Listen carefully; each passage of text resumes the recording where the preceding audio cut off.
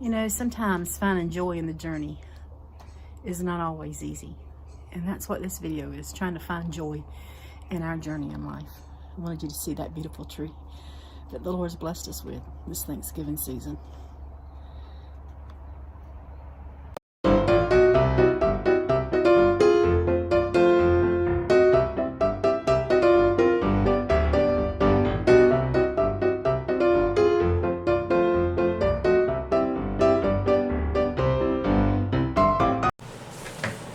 Hey. Hello. Well, we are trying to do some videoing here in the hospital. Yep. So this is November the 30th, 2019. It's Saturday. But we're talking about finding joy in our journey. So we want to talk about, we want our channel to be happy. But you know, sometimes life throws us kinkers. Some really big humps in the road. So we're going to start and tell you a little bit about, and I've said things that we would do a video on this eventually. So now we're going to start doing some of these videos on the humps. On those humps we've had in our life. In 2005, we had a 18-year-old son, a 16-year-old son, and a 12-year-old son. And Randy got cancer. He started having some problems, and he was having problems with his back, and we drill water wells, and he drilled 2 wells that week with a broke back. He went to the chiropractor and he adjusted him, and it ended up cracking his back. And our son graduated on a Friday night, our oldest one, from high school, and he grilled hamburgers, and the next day went to the hospital and found out he had a broke backbone, and he was out there grilling with that. But it was a couple of days later they come in, or the next day actually, and told him it was cancer. Yep. And he called. I had spent the night with him, but I went home to get a shower and come back, and he had called me at home and told me it was cancer. And it was devastating. I mean, yes, it was. There's no way to tell you how it is unless you feel it, had those words thrown at you before. But it is devastating.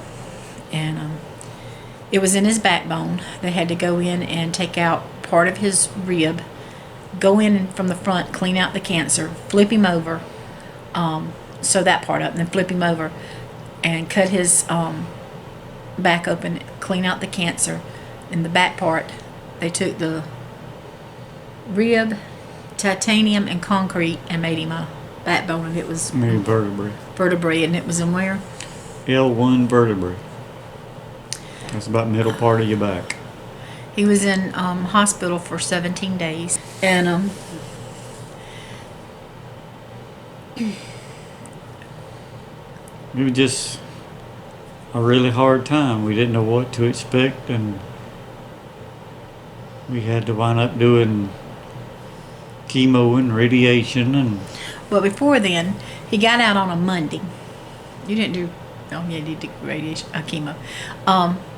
He got out on a Monday, and we have to have a well driller on site. And our 16-year-old, I was talking to the people over the phone, and our 16-year-old was actually doing the work. And when he had to drill, he'd get his granddaddy help him. But he got out on a Monday, and on Friday he was on the job site. I was driving him around the job site so that we'd have a well driller there.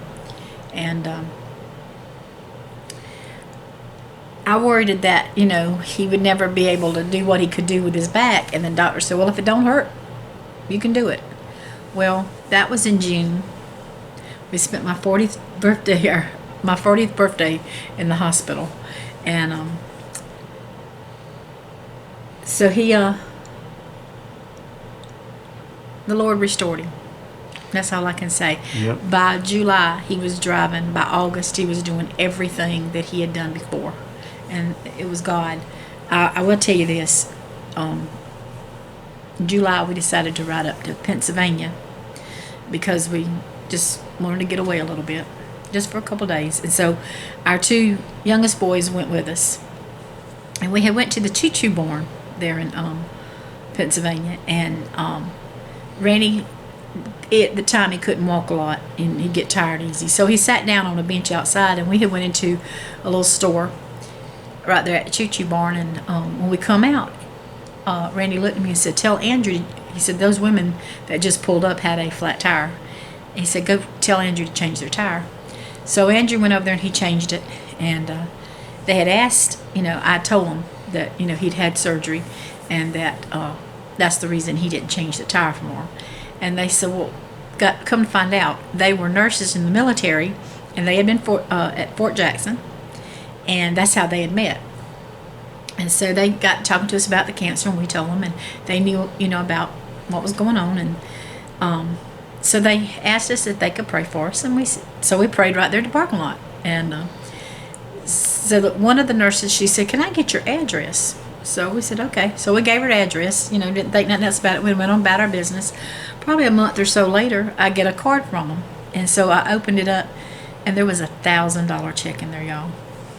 It just floored us of the generosity. And we used that $1,000 on medical bills. So, we didn't blow it. We put it right back where God had, sent it to us. We used it. But I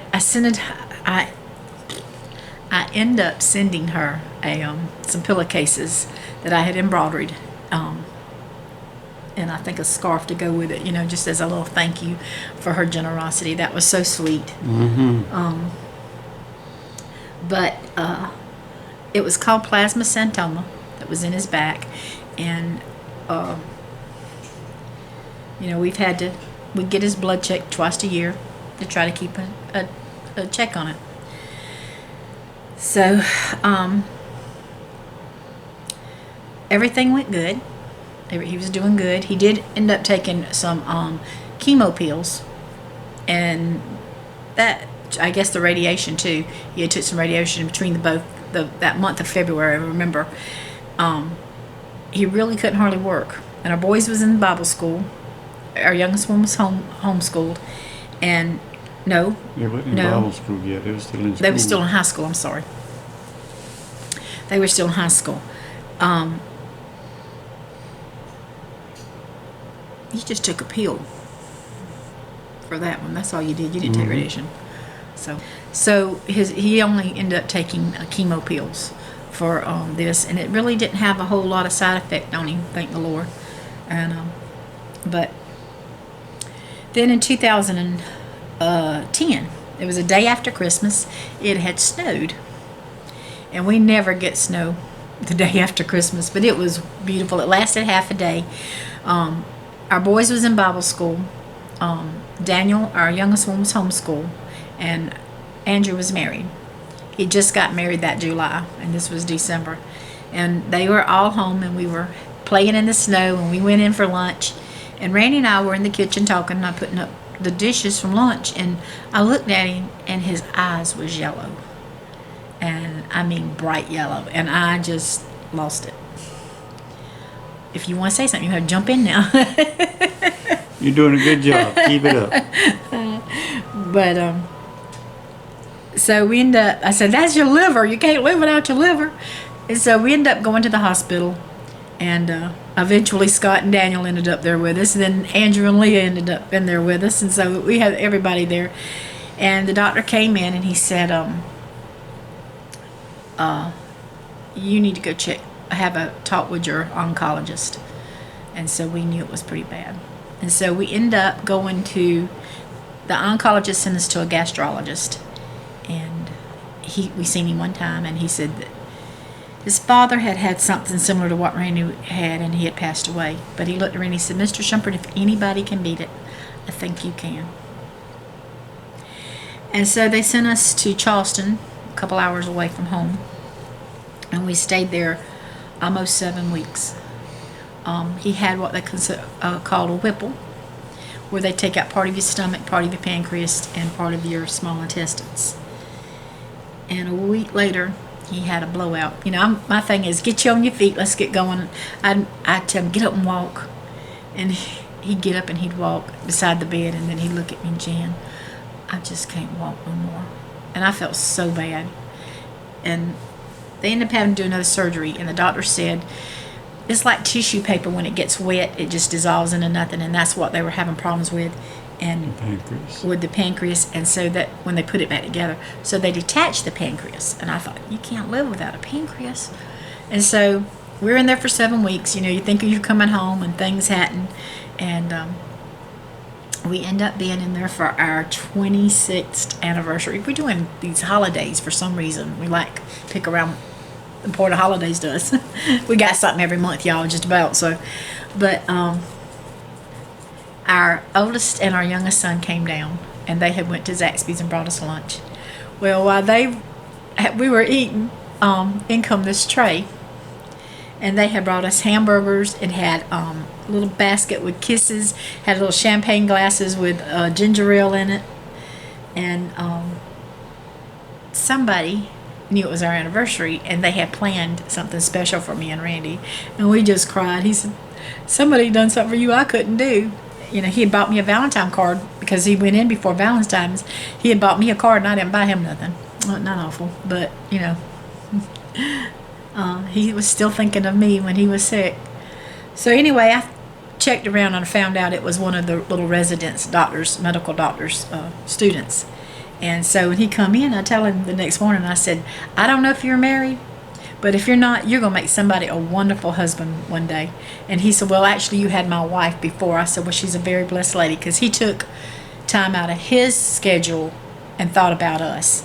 And, That's right. And Randy, you know, it just blessed both of us so that he done that, and our boys to come visit us on our 26th anniversary.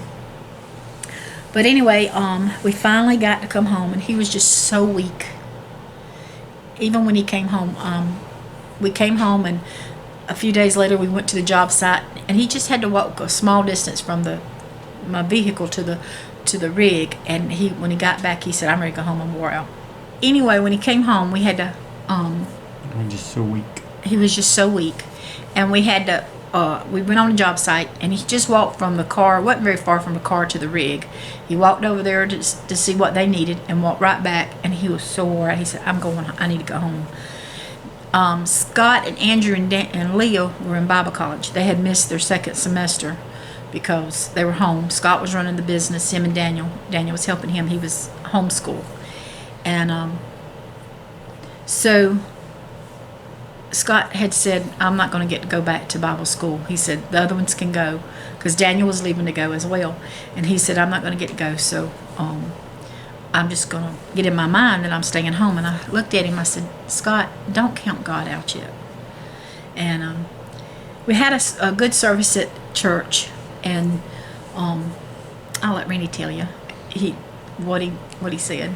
I stood up and I testified. I said, and I asked the church, I said, church, I said, I want y'all to help me pray that the Lord will give some of my strength back to me. I said, I'm not asking for it all. I said, I just want enough to take care of my family and pay my bills. And immediately, the Lord started strengthening me. Jan says it was like a rose blooming. Yep. You could just see me getting stronger and stronger and stronger. It was like watching him just open up. And when they left to go to school in August, all 4 of them got to go back. Yep. That was in, I think, June, whenever I stood up and asked the church to pray. First part of June or something along in there. And by July, at the end of July, I was working, doing my job. August, I was back. I had full strength back. I was doing my job completely. That's right. With the Lord's help, you know, he made it.